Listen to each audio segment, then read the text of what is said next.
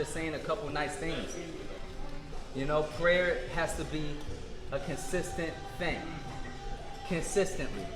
You have to be with God every day. You know what I'm saying? Getting over that mental illness and depression and all that stuff, anxiety that he's going through, the only thing that can heal it is God. You can take some drugs and that'll patch you up for a couple days, maybe. But in the end, that problem is still there. You know what I mean? So like, yeah, do I think that he should have took that time off? Absolutely. But also believe that you can fight. I mean, I don't know if he believes that he can win these fights anymore. I mean, he's faced up against a lot of real adversity. Tank Davis ain't no joke. Hell, even Rollie ain't no joke. I kind of personally think Rollie might beat Tank, which is crazy, but I've seen crazier things, you know? Shit, look at my life. I'm crazy. Like, I'm not supposed to be here. Like, you know what I'm saying? What do you see Rollie then? How do you see, yeah, exactly. What do you see Rollie? How do you see Rollie beating Tank? Why do you say that? Rollie is something different. He taught me many valuable lessons just watching his career. I know him personally, but just watching him grow from nothing to something. Never underestimate the power of stupidity. This man is incredibly stupid. He's incredibly stupid, and he don't give a shit. When you have somebody that truly believes that they're great and truly believes that they can do things, you know what I mean? That's powerful. That's more powerful than anything, because once upon a time, there was a such thing as Manny Pacquiao that was a nobody. And he believed that he can do something. Even though he comes from a fucking a background that has no real fighting background when it comes to like just boxing in general. I mean, he's coming from the Philippines. He don't have no real amateur background or pedigree. He's just learning on the job, taking wins, taking losses, and doing what he have to do. He got with Freddie Roach and believed that he can do something great. Never underestimate the power of that, you know? And it's funny, but it's true. Like, when it comes to him, I'm like, wow, never underestimate stupidity. Because this man he beat some fighters he wasn't supposed to beat already, you know? And he's a big ticket seller. You never know, man. You never know. You fuck around, he might end up knocking Tank Davis out. Like, who knows?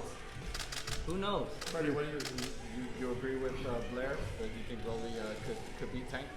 Hell no. Hell no. Blair, I wanted to ask you, can you talk in particular about we talked earlier about mental health. Can you shed some light on some of the things that are in the recesses of a fighter's mind? When you're at home, I know that boxing is a particularly physically and mentally demanding sport. Can you let us know about some of the feelings that are inside of your mind as a prize fighter? It's kind of hard to talk about what I'm going through mentally as a fighter, because I'm a fighter that has a very powerful influence called God that dictates what I'm doing, and I don't have fear in my heart, but I can see what people go through. I can imagine what all of these fighters are going through. I can imagine what Alexis Rocha is going through in his head. He might not win this fight. Matter of fact, it's almost a guarantee that you're not going to win this fight. Wasn't an accident signing this contract. I thought he wasn't training. But what if he's training? What if he's better than he was last time? He just did this to the last fighter that I fought, and I had a horrible fight with him. There's a lot of things going through his mind. You know, when I go up to him and I see him, I'm gonna let him know. Thank you, but you made a mistake. Thank you very much for being that stupid to fight Blair the Flair. Why? Because you gave Blair the Flair an opportunity to be great.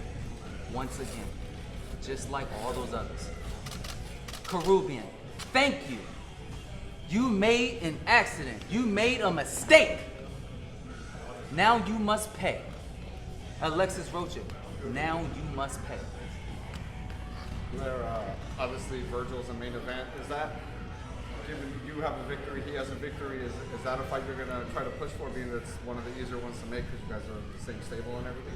I'm just tired of like even being like this is the first time I was a co-main event.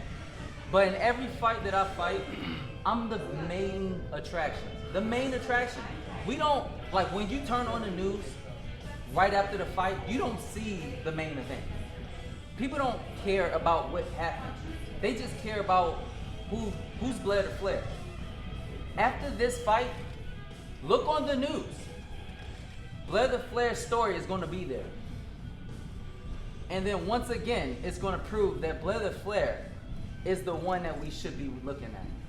I'm tired of even like playing these games. I don't even care to fight Vergil Ortiz. He haven't really fought anybody. And then like once I beat him, it'd be like, okay, but he never fought nobody, so who are you? I'm tired of these type of fights. Because like I am proving myself over and over and over again. Over and over and over again. You know what I mean? Like, how many real tests have Ortiz been through?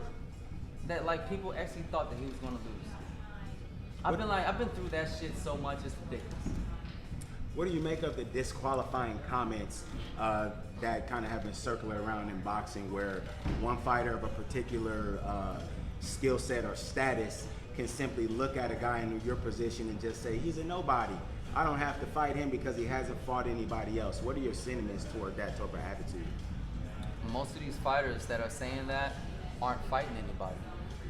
You know what I mean? We haven't seen any real fighters out there because boxing has become this thing where as though it's more business oriented than like oriented in other ways when it comes to entertainment and sport.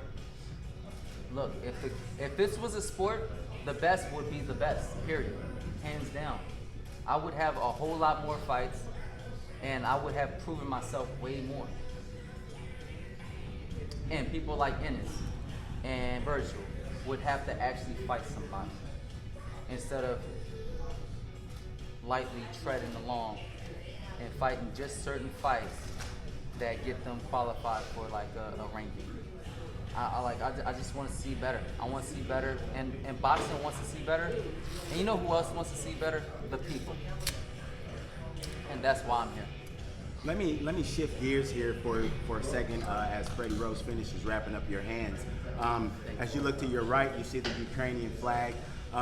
We've got several of the who's who in boxing from the Ukraine with Vasily Lomachenko, Usyk, and the Klitschko brothers going back to defend their homeland. Let me get your thoughts on the bravery of that foursome. Tell me what you think about that.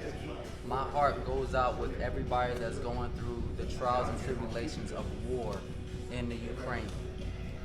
That is nothing to play with, and part of my proceeds of my fight from my hands, from my own pocket, is going to the relief of these people in Ukraine. It is serious what's going on in politics, and it's a shame that the people that's in entertainment have to be quiet about what's happening with the government, what's happening with politics. We just have to be quiet. We just have to be quiet, don't we? Because we can't possibly let another Muhammad Ali come to power. Blair the Flair's here. And I'm not afraid to stand for what's right.